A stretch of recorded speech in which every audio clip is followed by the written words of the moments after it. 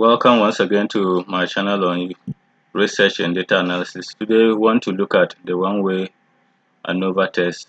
In research, it's common to want to compare more than two groups. So we have, let's say, 3 to 4 groups of independent variables. So in this case, if the data is normally distributed, that's parametric data, where you summarize them as mean standard deviation, the recommended test is one-way ANOVA. So one-way ANOVA will compare the groups to find out whether there's a difference between them. However, one-way ANOVA alone might not be able to tell you where the difference is coming from. Between which groups is the difference emanating from. So there's another test that is done called the post hoc, which is for multiple comparisons.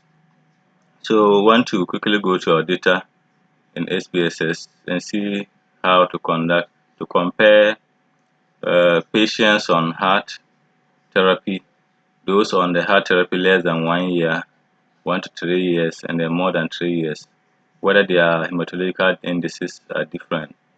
And if they are different, where is the difference coming from? So go to SPSS, so this is our data, go to analyze, compare means, so you choose one-way ANOVA. So here we will select our variables of interest. So we'll move that to dependent list.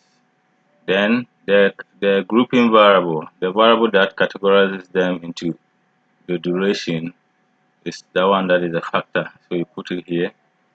So go to our post hoc. There are several types of post hoc tests. So they are specific to a particular analysis you are doing, but usually the common one is a Bonferroni. So we choose Bonferroni for the purpose of this tutorial. So there are other options. If you want the descriptive statistics and other tests, you can choose. But we have already summarized our data, so we'll go ahead. If you want to do bootstrap analysis, you go.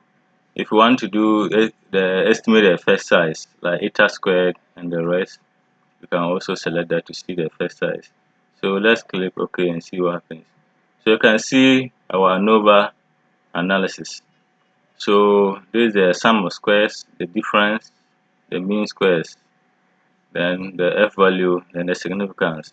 So you can see that for RBC, there is no significant difference between the 3 groups. HB, there is 0.0274 p-value. PCV, you can see it, and then the MCAC is also significant. So, but where does the difference come from? So these are your effect sizes, eta squared, epsilon squared. If you need them, you can use them. But let's go to the post hoc test. So for tests that are not significant, you don't waste time comparing them. There's no difference between them, so no post hoc test will be significant. But let's see HB, which show that there's a difference. So you can see the post hoc test compares the group. So less than 1 is compared to 1 to 3. What's the p-value? Is 0.156. It's not significant. So duration above 3 compared to less than 1, the p-value is 0.022. So the difference in the HB concentration lies between the first column and then the third column.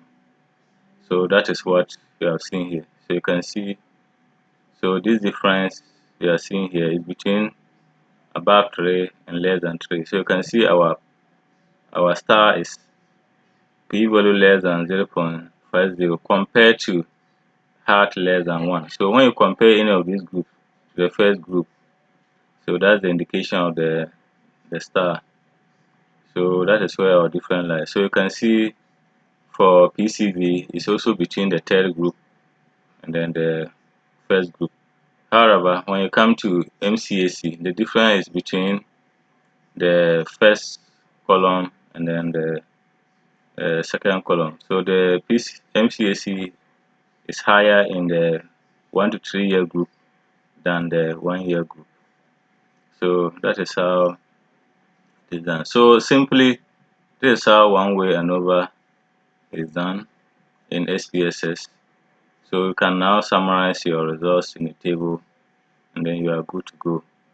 So thank you very much for your attention. Please subscribe, share, like my channel, and also invite your colleagues to follow me on YouTube. See you next time.